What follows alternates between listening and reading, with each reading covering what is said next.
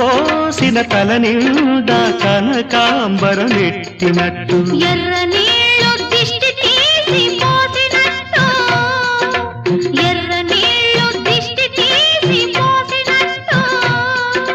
కర్పూరం హారతి ఇచ్చినట్టు ఆకాశం ఎందుకో పచ్చబడ్డది ఆ నడుమ బొట్టేమో ఎర్రబడ్డది వీచే గాలుల తాకిడి సాగే గువ్వల అలజడి రమ్మని పిలిచే